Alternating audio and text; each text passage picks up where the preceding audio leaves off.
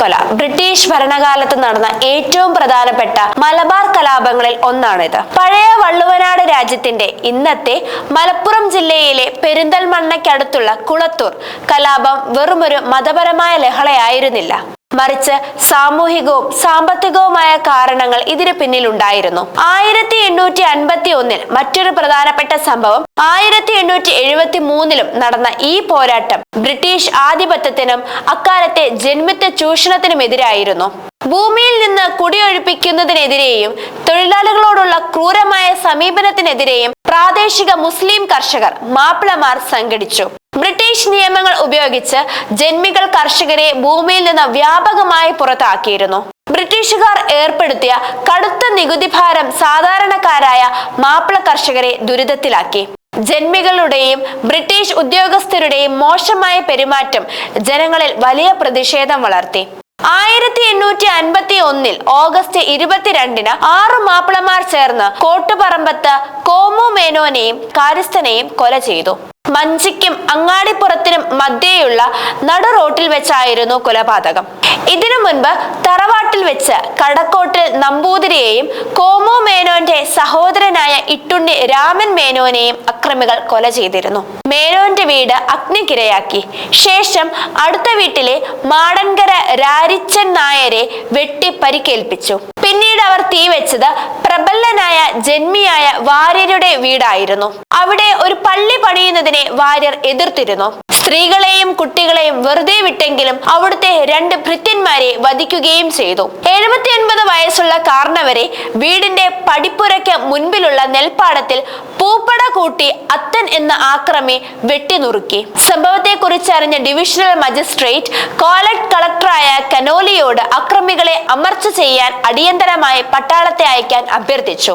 മലപ്പുറത്ത് നിന്ന് ആദ്യം പോയ നാടൻ സേനാ വിഭാഗത്തെ തുരത്തി ഓടിക്കാൻ അക്രമികൾക്ക് കഴിഞ്ഞു. സേനാ വിഭാഗത്തിലെ 3 പേർ കൊല്ലപ്പെട്ടു. പരിഭ്രാന്തി പൂണ്ട് ശിപ്പായിമാർ വലിച്ചെറിഞ്ഞ തോക്കുകൾ അക്രമികളുടെ കയ്യിൽ കിട്ടുകയും ചെയ്തു. ഈ തിരിച്ചടിയെ തുടർന്ന് അക്രമികളെ നേരിടാൻ ആഗസ്റ്റ് 7 പോയത് ഒരു യൂറോപ്യൻ സേനാ വിഭാഗമായിരുന്നു.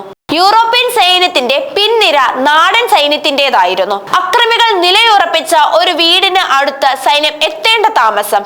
ചീറിപ്പായുന്ന വെടിയുണ്ടകൾക്കിടയിലൂടെ മാപ്പിളമാർ പട്ടാളക്കാരുടെ മധ്യത്തിലേക്ക് ചാടി വീണ് കൈയോട് കൈ ഏറ്റുമുട്ടി. ഇതേ തന്ത്രമാണ് അവർ മുൻപും പ്രയോഗിച്ചത്. നിറയൊഴിച്ചാൽ പട്ടാളക്കാർക്ക് തോക്കിൽ തിര നിറയ്ക്കാൻ കുറച്ച് സമയം വേണം. ഈ സമയം കിട്ടുന്നതിന് മുൻപ് അക്രമികൾ ചാടി വീഴും.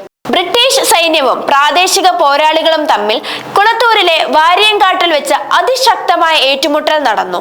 ഈ പോരാട്ടത്തിൽ പങ്കെടുത്ത 19ഓളം ബ്രിട്ടീഷ് രേഖപ്രകാരം മുസ്ലിം യുവാക്കൾ രക്തസാക്ഷികളായി. ഇവരെ കുളത്തൂർ ശുഹദാക്കൾ എന്നാണ് വിശേഷിപ്പിക്കുന്നത്. 4 യൂറോപ്യൻകാരും ഒരു നാടൻ സുബേദാറും കൊല്ലപ്പെട്ടു. ഈ പോരാട്ടത്തിന് ആത്മീയവും രാഷ്ട്രീയമായ ഊർജം നൽകിയത് മമ്പുറം തങ്ങൾമാരുടെ, പ്രത്യേകിച്ച് സെയ്ദ് ഫസൽ പൂക്കോയ തങ്ങൾ ആശയമായിരുന്നുവെന്ന് ബ്രിട്ടീഷ് രേഖകൾ പറയുന്നു. ഈ 19 പേരും മമ്പുറം സെയ്ദ് ഫസൽ തങ്ങളുടെ അനുയായികളായിരുന്നു. അനീതിക്കെതിരെ പോരാടുക എന്നത് വിശ്വാസത്തിന്റെ ഭാഗമാണെന്ന് ഇവർ ഉറച്ചു വിശ്വസിച്ചിരുന്നു. കളക്ടറായിരുന്ന കനോലിയുടെ റിപ്പോർട്ടുകളിൽ ഈ പോരാളികൾ കാണിച്ച അസാമാന്യ ധൈര്യത്തെക്കുറിച്ച് ഭീതിയോടെ പരാമർശിക്കുന്നുണ്ട്. രക്തസാക്ഷികളായി ഇവരെ അടക്കം ചെയ്തിരുന്നത് കുളത്തൂരിലെ മഖാമിലാണ്. ഈ സ്ഥലം ഇന്നും ഒരു വലിയ പുണ്യസ്ഥലമായും ചരിത്ര സ്മാരകമായും പരിഗണിക്കപ്പെടുന്നു. കുളത്തൂർ നേർച്ച. ഈ ശുഹദാക്കളുടെ സ്മരണാർത്ഥമാണ് ചരിത്ര പ്രസിദ്ധമായ കുളത്തൂർ നേർച്ച നടക്കുന്നത്. ഈ പോരാട്ടത്തെ കുറിച്ച് മാപ്പിളപ്പാട്ടിലെ ഇശൽ രീതിയിൽ എഴുതപ്പെട്ട കുളത്തൂർ പടപ്പാട്ട് എന്ന അന്നത്തെ പോരാട്ടത്തിന്റെ വീര്യവും രക്തസാക്ഷികളുടെ അചഞ്ചലമായ വിശ്വാസവും വിവരിക്കുന്നു. 1851 കുളത്തൂർ വിപ്ലവത്തിന് ശേഷം ബ്രിട്ടീഷ് അധികാരികൾ, പ്രത്യേകിച്ച് മലബാർ കളക്ടറായിരുന്ന കനോലി, മാപ്പിളമാർക്കെതിരെ കടുത്ത നിയന്ത്രണങ്ങൾ ഏർപ്പെടുത്തി. മമ്പുറം സെയ്ദ് ഫസൽ തങ്ങളെ നിർബന്ധപൂർവ്വം നാടുകടത്താൻ മുൻകൈയെടുത്തത് കനോലിയായിരുന്നു. കുളത്തൂർ വിപ്ലവത്തിൽ കൊല്ലപ്പെട്ടവരോടുള്ള ആദരവും തങ്ങളുടെ നേതാവിനെ നാടുകടത്തിയതിലുള്ള രോക്ഷവും ഒരു സംഘം യുവാക്കളെ കനോലിക്കെതിരെ തിരിച്ചു. 1855 സെപ്റ്റംബർ 11 കോഴിക്കോട്ടെ തന്റെ ബംഗ്ലാവിൽ വെച്ച് കനോലി വധിക്കപ്പെട്ടു. ഈ വധത്തിന് നേതൃത്വം നൽകിയവർ കുളത്തൂർ പോരാട്ടത്തിന്റെ വീര്യം ഉൾക്കൊണ്ടവരായിരുന്നു.